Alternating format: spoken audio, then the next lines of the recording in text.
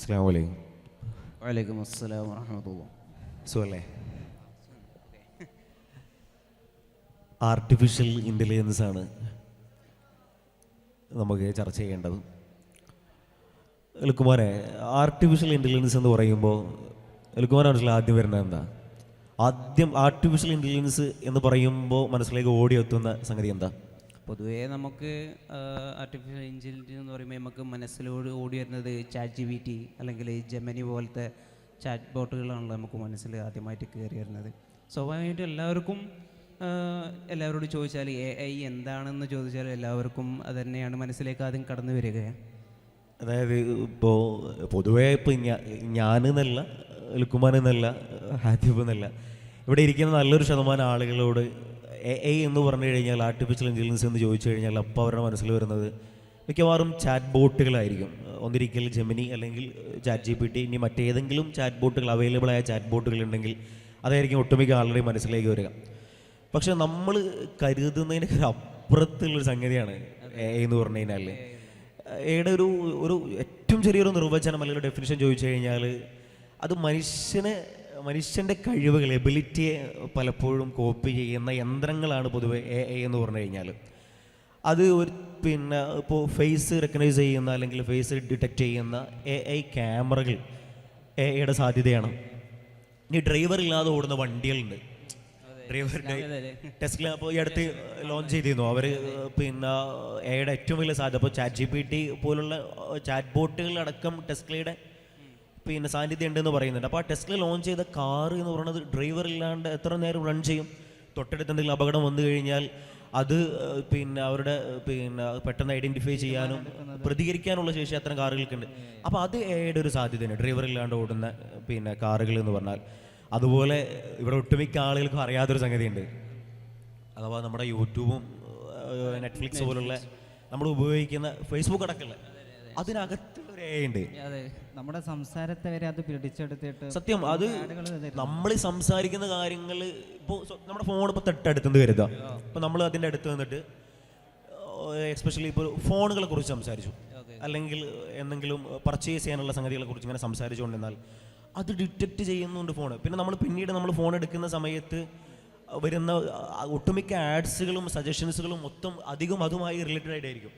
അതുപോലെ ഇപ്പോൾ ഫേസ്ബുക്കിൽ നിങ്ങൾ ഒരു വീഡിയോ നമ്മൾ കണ്ടു കഴിഞ്ഞാൽ അതുമായിട്ട് റിലേറ്റഡ് ആയിട്ടുള്ള വീഡിയോകളായിരിക്കും കൂടുതൽ സജസ്റ്റ് ചെയ്യുന്നത്. അപ്പം നമ്മളറിയാതെ AI പലപ്പോഴും നമ്മളെ സ്വാധീനിക്കുന്നുള്ളത് അത് പല രൂപത്തിൽ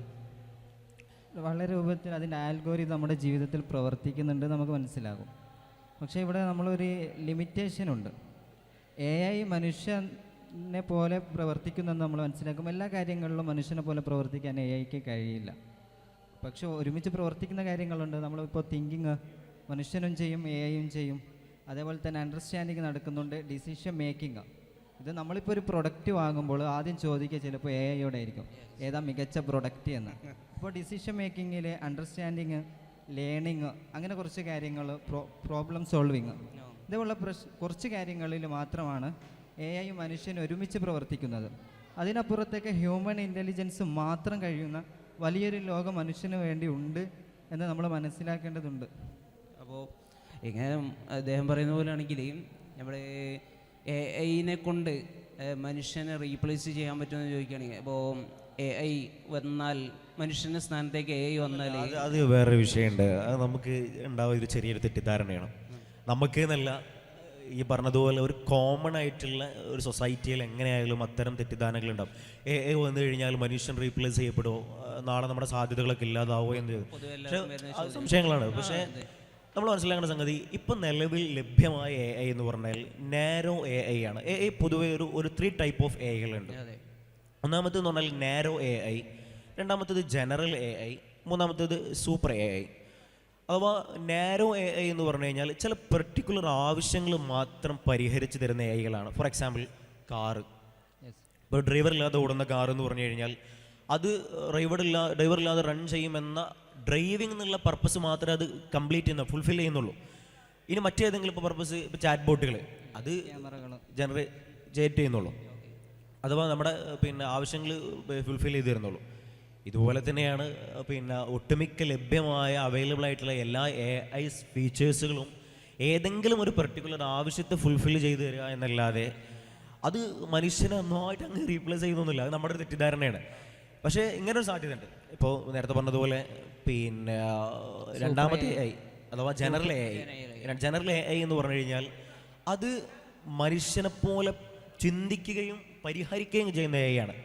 പക്ഷേ യാഥാർത്ഥ്യം എന്ന് വെച്ച് കഴിഞ്ഞാൽ ജനറൽ AI ഇപ്പോൾ അവൈലബിൾ അല്ല. നിലവിലെ സാങ്കേതികത അനുസരിച്ച് ജനറൽ AI പോസിബിൾ അല്ല. പിന്നത്തെ ഏറ്റവും അതിൻ്റെ ഒരു പീക്ക് ലെവൽ എന്ന് പറഞ്ഞു കഴിഞ്ഞാൽ പിന്നെ സൂപ്പർ AI ആണ്. അതും മനുഷ്യൻ്റെ മുകളിൽ ചിന്തിക്കുന്ന AI ആണ്. അതും നിലവിൽ ലഭ്യമല്ല. സൂപ്പർ AI ഒരു സ്വപ്നം മാത്രമാണ്. നമ്മൾ ജനറൽ AI ജനറേറ്റ് ചെയ്യാൻ വേണ്ടി ശ്രമിക്കുന്നുണ്ട്, ഇതുവരെ നടന്നിട്ടില്ല. ഇനി സൂപ്പർ AIയുടെ ഭവിഷ്യത്തുകളെ പറ്റിയാണ് ഇപ്പോൾ അധിക ചർച്ചകൾ നടക്കുന്നത്.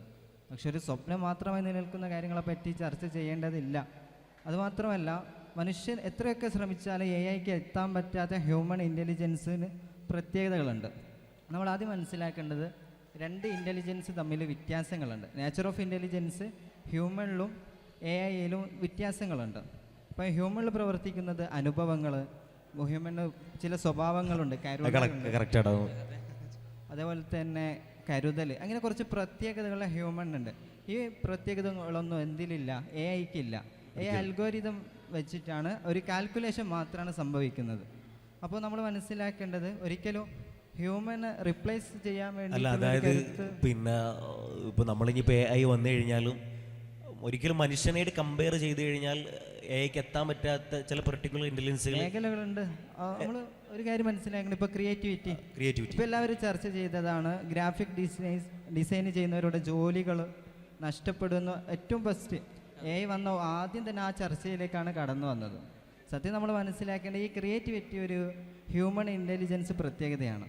നമ്മൾ ഒരു പോസ്റ്റർ ഉണ്ടാക്കുമ്പോൾ നമുക്ക് മുമ്പുള്ള പോസ്റ്ററുകളുടെ ഡാറ്റ അനുസരിച്ച് ഒരു പുതിയത് ക്രിയേറ്റ് ചെയ്തു. AI ക്രിയേറ്റ് ചെയ്ത് തരുന്നത് അതൊരു പുതിയ സാധനമല്ല, പക്ഷെ പുതിയതുപോലെ തോന്നിപ്പിക്കും. മുമ്പ് ഉണ്ടായിരുന്ന സാധനങ്ങളുടെ ഡാറ്റ വെച്ചാണ് അവരത് ചെയ്യുന്നത്. പക്ഷെ മനുഷ്യനാണ് പുതിയ കണ്ടെത്തലുകൾ ചെയ്യുന്നത്. സത്യം. നമ്മളെന്താ വെച്ചാൽ പിന്നെ മനുഷ്യന് ഒരിക്കലും കമ്പയർ, അതായത് AI ഇനിയിപ്പോൾ ഒരു പീക്ക് ലെവലിലേക്ക് വളർന്നു തന്നെ വിചാരിക്കുക. ഒരു ലെവലിലേക്ക് അങ്ങ് AI വളർന്നു പോയി കഴിഞ്ഞാലും മനുഷ്യന് ആയിട്ട് കമ്പയർ ചെയ്യുമ്പോൾ മനുഷ്യൻ്റെ ഇൻ്റലിജൻസ് തോന്നുന്നത് വേറെ തന്നെയാണ്. ഫോർ എക്സാമ്പിൾ പറഞ്ഞ പോലെ തന്നെ ക്രിയേറ്റിവിറ്റി ലെവൽ, മനുഷ്യൻ്റെ ക്രിയേറ്റിവിറ്റി ലെവൽ വേറെ ലെവലാണ്. അത് നമ്മളിപ്പോൾ ആലോചിക്കുന്ന പോലെ AI ക്രിയേറ്റ് ചെയ്ത മനുഷ്യനാണല്ലോ. അതേപോലെ തന്നെ എംപത്തി അത് തുടങ്ങിയിട്ടുള്ള കാര്യങ്ങൾ, ഇമോഷൻസ്, വളരെ കറക്റ്റാണ്. ഇമോഷൻസ്, സിമ്പതി, എമ്പതി, ഇതൊക്കെ മനുഷ്യനിൽ മാത്രം അന്വേഷിക്കുന്ന കാര്യങ്ങളാണ്. അത് ഓർഗനൈസേഷൻ ക്രിയേറ്റ് ചെയ്യുക. ഒരു കാര്യം പറയാം, ഒരു മാതാവിൻ്റെയും മകൻ്റെയും സ്നേഹം നമുക്കതിനെ AIനെ കൊണ്ട് നമുക്ക് അത് അനുഭവിപ്പിക്കാൻ കഴിയില്ല. അവർക്ക് വേണ്ടി നമുക്ക് പ്രോഗ്രാം ചെയ്ത് കൊടുക്കാം. AIക്ക് ഒരു സ്നേഹത്തെ പറ്റി പ്രോഗ്രാം ചെയ്ത് കൊടുക്കാം. പക്ഷെ അത് അനുഭവിക്കണമെങ്കിൽ മനുഷ്യൻ വേണം. അപ്പോൾ അവിടെയാണ് ഈ ഹ്യൂമൻ ഇൻ്റലിജൻസും ആർട്ടിഫിഷ്യൽ ഇൻ്റലിജൻസും തമ്മിലുള്ള വ്യത്യാസം. അപ്പോൾ ഈ വ്യത്യാസങ്ങൾ മനസ്സിലാക്കുമ്പോൾ ഒരു റിപ്ലേസ്മെൻ്റ് ഇല്ല അവിടെ എന്നാണ് നമ്മൾ മനസ്സിലാക്കുന്നത്. ഒരുപാട് കാര്യങ്ങൾ ചർച്ച ചെയ്തിട്ടുണ്ട്. അപ്പോൾ മൂപ്പര് നേരത്തെ പറഞ്ഞ കാര്യത്തിൽ നമ്മൾ സൂപ്പർ AIൻ്റെ കാര്യം പറഞ്ഞ് വന്നപ്പോൾ തന്നെ ഒരുപാട് ആളുകളുടെ ഇൻ കേസ് ഇനിയിപ്പോൾ ഒരുപാട് ആളുകളുടെ തൊഴിലുകൾ നഷ്ടപ്പെട്ടു പോകുന്ന കാര്യങ്ങളൊക്കെ അത് വളരെ കറക്റ്റാട്ടോ. സംബന്ധിച്ച് കഴിഞ്ഞാൽ പിന്നെ ഇപ്പം നമ്മൾ പറഞ്ഞ AI മനുഷ്യനെ റീപ്ലേസ് ചെയ്യോ ഇല്ലേ എന്നുള്ളത് നമുക്കൊരു ഏകദേശം ഒരു ധാരണയായി. പക്ഷേ AI എങ്ങാനും ഇപ്പോൾ നിലവിൽ തന്നെ AI വന്നതോടുകൂടെ നഷ്ടപ്പെട്ടു പോയ ഒരുപാട് ജോബ് ഓപ്പർച്യൂണിറ്റീസുകളുണ്ട്. അതായത് എസ്പെഷ്യലി ഫാക്ടറി ജോലികളും അതുപോലെ ആവർത്തനം വരുന്ന ജോലികൾ, എസ്പെഷ്യലി ആവർത്തനം വരുന്ന ജോലികൾ എന്ന് പറഞ്ഞു കഴിഞ്ഞാൽ പിന്നെ ഫാക്ടറികളിലായിരിക്കും അത്തരം ജോലികൾ ആവശ്യം ഉണ്ടാവുക. ആ ജോലികളിലെല്ലാം മിഷൻ റീപ്ലേസ്ഡ് ആണെന്ന് മാത്രമല്ല, ഈ പറഞ്ഞതുപോലെ നേരത്തെ പറഞ്ഞതുപോലെ പിന്നെ മനുഷ്യ നിർമ്മിത ബുദ്ധിയിൽ അത് റീപ്ലേസ് ചെയ്ത് കഴിഞ്ഞു. അവിടെ തൊഴിൽ സാധ്യതകൾ കംപ്ലീറ്റ് നഷ്ടപ്പെട്ടു എന്ന് ആദ്യം തോന്നുന്നുണ്ട്. പക്ഷെ നമ്മൾ മനസ്സിലാക്കേണ്ടത് റിപ്ലേസ്മെൻറ്റ് മാത്രമല്ല അവിടെ നടക്കുന്നത്. ഒരു ജോലി നഷ്ടപ്പെടുത്തുമ്പോൾ അതിൻ്റെ അപ്പുറത്ത് മറുവശമായിട്ട് നമ്മൾ മനസ്സിലാക്കേണ്ടത് പലതരം ജോലികൾ അത് പുതുതായി ഉൽപ്പാദിപ്പിക്കുന്നുണ്ടെന്നാണ്. നമ്മളിപ്പോൾ വന്നതോടുകൂടെ വന്നതാണ്. ML എൻജിനീയറിങ് വരുന്നുണ്ട്, സൈബർ സെക്യൂരിറ്റി. വന്നപ്പോൾ ഏറ്റവും വലിയ ചർച്ച സൈബർ സെക്യൂരിറ്റിയാണ്. അതിന് പുതിയ എക്സ്പേർട്ടുകൾ, വലിയൊരു ജോബ് ഓപ്പർച്യൂണിറ്റി ഹ്യൂമൺ അവിടെ ക്രിയേറ്റ് ചെയ്യപ്പെട്ടു.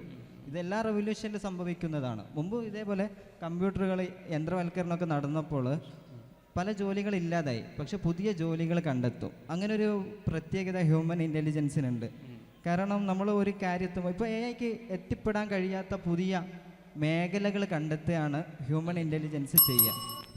അതായത് ഇപ്പോൾ ആകെ ചുരുക്കം, മൊത്തത്തിലൊരു ചുരുക്കം നമുക്ക് മനസ്സിലായ ഒരു അണ്ടർസ്റ്റാൻഡിങ്ങിൽ ഓർത്ത് പറയുന്നൊരു കാര്യം എന്താ വെച്ചാൽ എ ഐയും മനുഷ്യബുദ്ധിയും തമ്മിൽ എപ്പോഴും കൃത്യമായ വ്യത്യാസം നിലനിർത്തുന്നുണ്ട്. അതായത് എ ഐ വന്നു കഴിഞ്ഞാൽ ജോലി നഷ്ടപ്പെടുമോ, മനുഷ്യൻ റീപ്ലേസ് ചെയ്യപ്പെടുമോ എന്നുള്ള ചിന്തകൾക്ക് കൃത്യമായ പ്രസക്തിയില്ല. ജോലി നഷ്ടപ്പെടുന്നതിനോടൊപ്പം ജോലി ക്രിയേറ്റ് ചെയ്യപ്പെടുന്നു. അതേപോലെ തന്നെ മനുഷ്യൻ ഒരിക്കലും റീപ്ലേസ് ചെയ്യപ്പെടുന്നില്ല എന്ന് മാത്രമല്ല, മനുഷ്യൻ കൂടുതൽ സാധ്യതകളിലേക്ക് ചിന്തിക്കുകയാണ് ചെയ്യുന്നത്. സമയത്ത് ഓക്കെ, നമുക്ക് വൈൻഡപ്പ് ചെയ്യാൻ തോന്നുന്നു. കൂടുതൽ ചർച്ചകളും കാര്യങ്ങളായിരുന്നു ഇൻഷാ അല്ലാഹ് കൂടാ. ഇൻഷാ അല്ലാഹ്. അസ്സലാമു അലൈക്കും വറഹ്മത്തുള്ളാഹി തആല വബറകാതുഹു.